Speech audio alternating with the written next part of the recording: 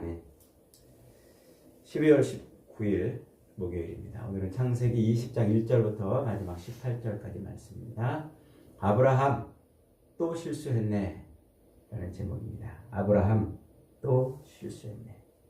오늘 읽은 본문은 아브라함이 13년간 살던 그 마므레 상수리 나무 숲 헤브론 근처에 마므레 상수리 나무 숲에서 이제 떠나서 저 애굽 땅으로 이집트 땅으로 내려가는 길목에 있는 그랄이라는 지역에 가서 벌어진 일입니다. 그랄.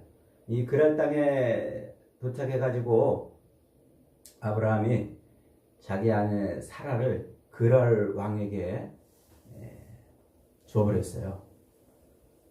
그랬더니 하나님께서 그 그랄 왕 아비멜렉의 꿈에 나타나 가지고 너는 그 여인을 범하지 말아라, 건들지 말아라. 네가 만약에 그 여인을 건들면 너는 너와 네 나라는 화를 면치 못할 것이다. 꿈에 그렇게 나타나요. 그러니까 이 아비멜렉이 그 꿈 얘기를 인해서 이제 자기 신하들과 의논하고서는 아브라함을 부릅니다. 야, 너 이 여인이 네 누이라고 말하지 않았느냐? 근데 네가 남편이라며 이거 어떻게 된 일이야? 하고 이제 따져 묻게 되죠.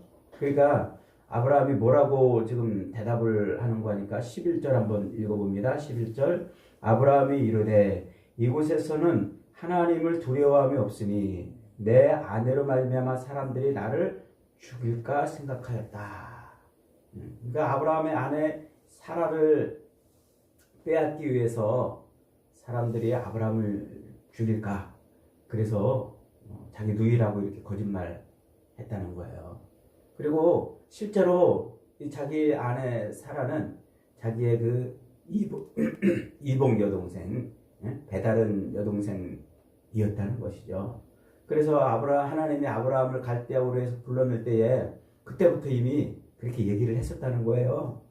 사라에게 혹시 우리가 이렇게 낯선 땅으로 가가지고 당신의 그 아름다움을 보고서 당신을 빼앗으려고 그럴 때 그러다가 나를 죽일까 걱정되니까 우리 부부라고 그러지 말고 당신은 내 여동생이고 나는 오라비라 이렇게 말해달라 이렇게 했다는 거예요. 그렇게 이제 핑계를 댑니다. 그러니까 이제 아비멜렉이 아브라함의 이야기를 듣고 하마터면 내가 큰일 날 뻔했다 그러면서 아브라함에게 사라를 다시 보내주고 또 많은 재물과 또 은 1000개도 주고 이렇게 해서 이제 사라를 보내줍니다. 그러니까 이제 아브라함이 아비멜렉을 축복을 해요. 축복을 하니까 아비멜렉의 집안에 자식이 태어나는 복을 받았다. 이게 오늘의 내용입니다. 그러니까 이 아브라함이 또 12장에서 애굽으로 내려가 가지고 자기 아내를 애굽 왕 바로에게 팔았었잖아요. 지금 또 그랄 왕에게 자기 아내를 또 팔아버린 거예요. 어처구니 없는 일이 또 한번 일어난 것이죠. 14장에서는 동방의 원정 군대를 하나님이 함께 하심으로 무찔러 가지고 롯과 재물을 탈취하는 그런 엄청난 하나님의 능력을 맛보았어요. 그리고 15장에 와서는 하나님께서 그 쪼갠 가른 짐승 사이를 지나가시는 그 언약 체결식을 통해서 자기에게 주시겠다고 하는 땅과 자손과 복의 근원이 되게 하시겠다는 그 언약을 하나님이 이루실 것을 눈으로 봤단 말이죠.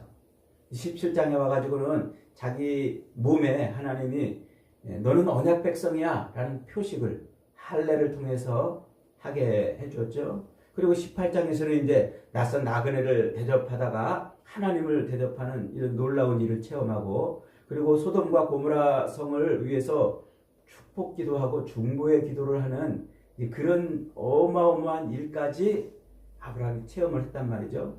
그런데 갑자기 오늘 이 20장에 와가지고는 무슨 일이 지금 벌어지고 있는 겁니까? 옛날 그 비열한 모습, 그 비열한 모습이 다시 드러나고 있는 거예요. 도대체 하나님의 약속과 그 언약을 체결한 그 아브라함, 그래서 내가 너에게 땅을 주고 자식을 주고 너로 복의 근원이 되게 하겠다는 이 말씀을 아브라함이 아멘 하고 믿어가지고 아브라함을 의롭다 이렇게 여김 받기까지 했었잖아요. 그랬는데 도대체 이 아브라함이 이게 그 옛날 그 부끄러운 모습이 또 지금 이렇게 나타나는데 이게 도대체 무슨 일이냐? 도대체 무슨 일이냐? 참, 이 11절 아까 우리가 읽었습니다만은 아브라함이 지금 뭐라고 그랬어요? 이곳에는 하나님을 두려워함이 없으니, 하나님을, 이 그랄 땅에는 하나님을 두려워하는 사람이 없으니까 자기 아내를 인해서 자기를 죽이고 아내를 빼앗아 갈까봐 걱정돼서 그랬다는 거예요. 근데 실상은 하나님을 두려워하는 사람이 없는 게 아니라 아브라함 자신이 지금 하나님을 두려워하지 않는 거예요. 아브라함. 하나님께서 아브라함 자신에게 그렇게 어마어마한 일들을 경험케 하시고 내가 너로 반드시 이 언약을 너에게 약속한 이 약속을 이루어 가겠다라고 이렇게 말했잖아요.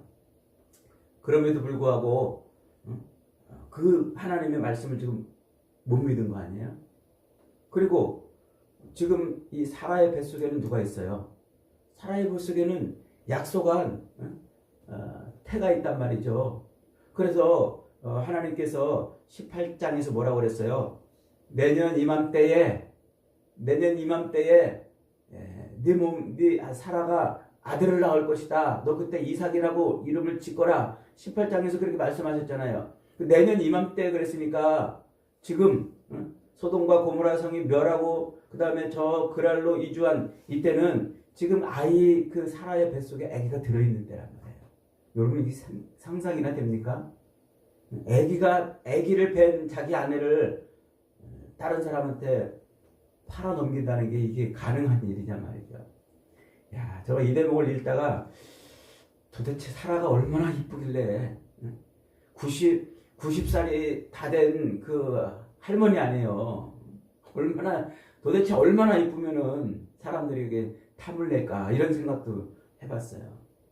그러면서 이 아브라함이 도대체 무슨 정신을 가지고 지금 있는 건지 그런 생각을 해봤습니다.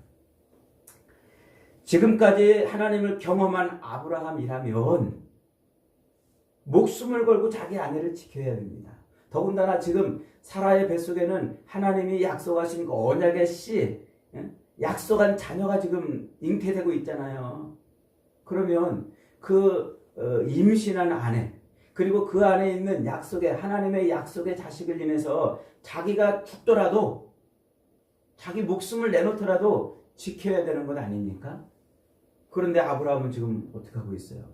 도리어 자기 살겠다고 아내를 주고 그 아이 하나님의 그 약속의 아이가 있는데도 불구하고 그 약속의 아이가 어떻게 되든 말든 내 자식이 아닌 것처럼 이렇게 버리고 있는 것이죠. 아브라함은 그저 자기의 목숨을 부지하기 위해서 아내와 약속의 자녀를 팔아먹고 있는 비열하고도 미련하고도 패역한 그리고 어리석은 그런 모습을 지금 보여주고 있는 거예요. 왜 느닷없이 성경은 이렇게 좀 하나님 앞에 거룩한 것 같고 의로운 것 같고 또 소돔과 고모라 땅을 위해서 기도도 하는 그런 신앙의 정말 성숙한 모습을 보여주고 있던 그 아브라함을 갑자기 이렇게 땅바닥에 패대기 치고 이런 지저분한 모습을 보여주는 걸까요? 왜 그러는 걸까요? 이게 지금 성경이 말하고 싶은 아주 너무 중요한 내용이에요. 이게 뭡니까? 이것은 지금껏 12장부터 지금껏 하나님이 아브라함에게 내가 너에게 자식을 주고 땅을 주고 복의 근원이 되게 하시다는 이 하나님의 언약 내가 이룬단 말이에요. 네가 이루는 게 아니다. 내가 이룬다는 것을 다시 한번 강조해 주는 거예요. 아브라함의 그 불가능, 아브라함의 그 미련함, 아브라함의 그 어리석고 패역함 속에서도 하나님은 버리지 않고 그를 통해 하나님의 언약을 성취하겠다. 그 얘기를 지금 하고 싶으신 거예요. 그래서 12장에서 땅과 자식과 복의 근원이 되게 하는 약속을 주시고는 15장에서 언약을 체결하잖아요. 그래서 15장에서 언약을 체결하고 그랬는데 아브라함이 어떻게 했어요? 16장에 와가지고 하나님이 내가 직접 이루겠다 하고 그 갈라진 고개 사이, 짐승 사이를 하나님이 지나가심으로 그 언약을 보여주셨는데도 불구하고 16장에 와가지고는 사라와 더불어서 꾀를 냈잖아요. 그래서 하가를 취해가지고 이스마엘을 낳았단 말이에요. 하나님이 하시겠다는데 그걸 못 기다리고 자기 힘으로 뭔가를 이뤄보겠다고 몸부림치다가 이스마엘을 낳았어요. 하나님이 13년을 침묵하세요. 하나님이 아브라함의 그 미련함, 어리석음, 그의 패역함을 책망하신 것이죠. 그러면서 다시 17장에 와가지고 하나님 뭐라고 말씀하세요? 나는 전능한 하나님이라. 나는 전능한 하나님이라. 너는 내 앞에서 완전하게 행하라 라고 이제 말씀을 하시잖아요. 그러면서 할례를 행하게 하신단 말이에요. 그러니까 그 할례는 뭐예요? 너 실수하지 마. 이제는 너의 그 인간적인 방법이 아닌 내 방법으로 언약을 성취할 것이다. 네가 몸부림치지 말아라. 그 얘기를 말씀을 하시는 것이죠. 그런데도 아브라함은 17장에서 할례를 받는 그런 과정에서도 하나님이 네 몸에서 날 자식이 태어날 거다 그러는데도 아브라함은 하나님을 비웃죠. 18장에 오면 사라도 비웃어요. 사라도 하나님의 말씀을 이제 비웃죠. 그렇지만 하나님은 어떠하십니까? 창세기 18장 14절에서 단호하게 또 말씀하세요. 여호와께 능치 못하는 일이 있겠느냐? 여호와께 능치 못하는 일이 있겠느냐? 기한이 이를 때에 내가 네게로 돌아오리니 사라에게 아들이 있을 것이다. 내년에 아들이 있을 것이다. 그렇게 말씀을 해주시죠. 인간적으로 보면 아브라함은 나이가 지금 99세가 되었고 사라도 지금 94가 다 됐어요. 89세. 그러니까 사라도 그때 뭐라고 그랬어요? 내가 경수가 끊어졌다 그러잖아요. 생리가 끊어졌다는 말이에요. 생산 능력이 상실됐다는 말이에요. 아브라함도 생산 능력이 상실되어 있는 그런 나이인 거죠. 그러니까 인간적으로 볼 때는 도무지 이제는 아브라함은 언약을 성취할 인간적인 조건이나 환경이 전혀 되지 않는데 하나님이 어떻게 하신다고요? 내가 하겠다 하는 것을 보여주십니다. 그리고는 이제 21장에서 내일 읽어봅니다만 21장에서 드디어 약속의 자녀를 잉태케 하시는 거예요. 그래서 오늘 우리가 읽은 이 20장은 하나님이 이 약속의 자녀 이삭을 주신 그것이 아브라함에게서 나온 게 아니라 100% 하나님의 능력인 것을 보여주는 확인 도장 같은 거예요. 20장은. 그래서 아브라함은 정말 미련하고 정말 패역하고 하나님을 너무나 신뢰하지 못하는 삶을 살았던 그런 속에서도 하나님이 그들에게 언약을 성취시켜주고 있음을 보여주는 것이죠. 그래서 아브라함이 이삭을 낳을 때 나이가 몇 살이라고요? 100살이라고 보여주는 거예요. 나이를. 오늘 우리가 읽은 이 본문은 바로 그 사실을 확인시켜주는 거예요. 아브라함 쪽에서는 도무지 하나님의 언약을 성취할 어떤 조건이나 환경이나 의지도 없음을 보여주는 것이죠. 오로지 하나님이 그 언약을 이루셨다는 거예요. 땅을 주겠다, 자식을 주겠다, 복의 근원이 되겠다 하신 이 하나님의 언약은 아브라함의 그 인간됨이나 아브라함의 그 신앙의 성수고에 의해서 된 것이 아니라 오로지 100% 하나님의 은혜로만 되었다는 것이죠. 그래서 그걸 지금 확인시켜 주는 것이 20장의 말씀이에요. 자, 17절, 18절 마지막 17, 18절을 다시 한번 읽어봅니다. 시작. 아브라함이 하나님께 기도하며 하나님이 아비멜렉과 그의 아내와 여종을 치리와서 출산하게 하셨으니 여호와께서 이왕에 아브라함의 아내 사라의 일로 아비멜렉의 집의 모든 태를 닫으셨습니다. 아브라함이 아비멜렉에게 축복을 해줬더니 뭐 했어요? 아비멜렉이 생명을 얻었어요. 생명을. 지금 이게 무슨 내용일까요? 하나님께서 아브라함으로 하여금 너는 복의 근원이 될 것이다 말씀하셨잖아요. 그러니까 지금 아브라함이 어떤 상태? 복의 근원이 된 상태입니다. 그래서 아브라함을 축복하니까 생명이 태어나는 이런 놀라운 일이 벌어지는 거예요. 하나님의 언약이 지금 성취되고 있는 거죠. 하나님이. 아비멜렉의 집안에 생명이 탄생하는 것을 통해서 이 아브라함이 복을 빌어주니까 그 집안에 복이 임했다는 것을 통해서 지금 하나님이 언약을 성취해 가고 있음을 보여주는 겁니다. 아내를 팔아먹은 파렴치한 행동을 한 바로 그때 정말 그 미련하고 패역한 이곳에 하나님을 아는 사람이 없어가지고 혹시 내가 죽을까 이렇게 말한 사실은 그 말이 자기가 하나님을 못 믿는 상태에 있었던 거예요. 그런 상태, 신앙의 경지에 올라 있는 상태가 아닌 정말 바닥같이 떨어져 있는 그런 상태에서 하나님이 지금 아브라함으로 하여금 언약을 이루는 인생이 되게 하신 것을 보여주는 것이죠. 여러분, 오늘 본문은 바로 그것을 말하고 있는 거예요. 하나님의 약속의 자식이 아내의 뱃속에 들어있음에도 불구하고 아내를 다른 남자에게 팔아먹어버린 그 아브라함의 그 어리석고 미련하고 패역한 그런 실수를 통해서 아브라함을 통해서 언약을 성취하시는 분은 하나님이라는 거예요.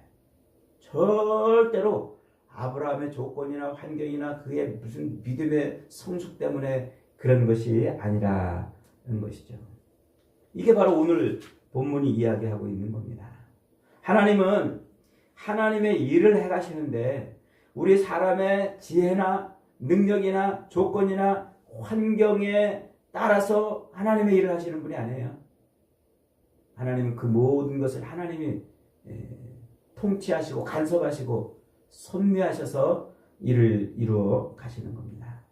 그러니까 우리 인간의 입장에서는 우리 편에서는 하나님의 언약에 성취되는 그 모든 것이 나에게서 나온 것이 아니고 모두 다 하나님에게서 나온 것이기 때문에 오로지 하나님의 은혜로만 사는 거예요. 은혜로만. 이거를 우리에게 가르쳐 주려는 것이죠. 하나님의 은혜가 아니면 우리 편에서는 아무것도 그 어떤 것도 하나님의 이 구원을 누릴 수가 없는 거죠. 약속의 언약의 시인 예수 그리스도를 통해서 우리를 구원하시는 그 모든 하나님의 구원은 오로지 100% 하나님의 은혜밖에 없다는 거예요. 오늘 본문은 하나님의 은혜를 입은 자들은 어떤 실수를 해도 하나님이 용서해 주시고 하나님의 일을 이루어 가신다라는 것을 말하려는 것이 아니라 하나님은 그토록 보잘것없고 그토록 미련하고 패역하고 불가능에 가까운 존재를 통해서 하나님의 언약을 성취해 가신다는 거예요. 바로 오늘 저와 여러분을 통해서 하나님이 그렇게 하신다는 거예요. 우리가 하나님 앞에 내세울 게 아무것도 없었는데 하나님은 우리를 구원해 주신 겁니다. 여러분, 이 사실을 우리가 인정할 때, 이걸 우리가 받아들일 때, 그때 우리는 하나님의 은혜로 산다는 것을 고백할 수가 있는 거예요. 사도 바울은 이것을 이렇게 표현해 주고 있어요. 고린도전서 1장 28절에서 31절. 하나님께서 세상에 천한 것들과 멸시받는 것들과 없는 것들을 택하사 있는 것들을 폐하시려고 하시나니 이는 아무 육체도 하나님 앞에서 자랑하지 못하게 하려 하심이라. 너희는 하나님으로부터 나서 그리스도 예수 안에 있고 예수는 하나님으로부터 나와서 우리에게 지혜와 의로움과 거룩함과 구원함이 되게 하셨으니 기록된 바 자랑하는 자는 주 안에서 자랑하라 함과 같게 하려 함이라. 우리가 구원받은 것은요, 우리에게서 어떤 조건이나 어떤 능력이나 어떤 아무것도 없는 그 어떤 공로도 없이 오로지 누구로? 하나님의 은혜로만 됐다는 거예요. 하나님. 그래서 우리는 자랑할 게 뭐밖에 없다고요? 하나님밖에 자랑할 게 없는 거예요. 그리스도 예수밖에 자랑할 게 없는 거예요. 우리가 이 땅에서 자식 자랑하고 아파트 자랑하고 가진 재물 자랑하고 그럴 것이 일도 없다는 거예요. 일도 없다. 여러분, 우리는 우리가 열심히 노력해서 지혜와 의로움과 거룩함과 구속함을 얻은 것이 아니라 오로지 하나님의 100% 은혜로만 오늘 이 자리에 있다는 사실을 믿으시기 바랍니다. 이걸 믿을 때 우리는 하나님 앞에 감사와, 이걸 깨달을 때 우리는 하나님 앞에 찬송밖에 드릴 게 없다는 것을, 정말 쥐구멍이라도 들어가고 싶은 그런 존재인 것을 알게 되는 거예요. 알게 되는 거예요. 자신의 안전과 안위를 위해서 2번씩이나 아내를 팔아먹은 아브라함, 심지어 하나님의 약속의 자식이 아내의 몸속에 들어있는데도 불구하고 서슴없이 그 약속의 자녀를 그랄 왕에게 내어줘 버린 이 어리석고 미련한 아브라함의 모습이 바로 오늘 우리의 모습이에요. 우리도 얼마나 오늘 하나님의 약속을 팔아먹고 살고 있습니까? 하나님의 언약 안에서 언약을 붙들고 하나님의 하나님이 우리에게 주신 이 믿음을 붙들고 살아야 되는데 우리는 이 믿음을 세상에 후딱 팔아먹고 살아요. 그래서 믿음으로 사는 것이 아니라 우리 힘으로 살려고 하고, 믿음으로 사는 게 아니라 내가 가진 힘과 지식과 재물과 내 의의로 살려고 몸부림치는 거죠. 나 살겠다고 믿음을 팔아먹는, 그게 오늘 우리의 모습이라는 거예요. 자기 살겠다고 하나님의 그 언약의 씨를 팔아먹는 그 파렴치한 그 아브라함이 오늘 우리의 모습이라는 거예요. 여러분, 오늘도 하나님은 그런 파렴치하고 미련하고 악하고 패역한 우리를 은혜로 구원해 주신 줄 믿으시기 바랍니다. 그 놀라운 은혜로 우리가 또 하루를 얻었어요. 그 놀라운 은혜로 우리가 또 이렇게 하나님 앞에 섰습니다. 오늘도 하나님의 그 은혜와 하나님의 그 놀라운 사랑을 드러내고 자랑하고, 이 언약, 약속, 다시 오마 우리에게 약속하신 그 주님의 약속 붙들고 주께 영광을 돌리며 사는 저와 여러분이 되시기를 주님의 이름으로 축복합니다. 아멘.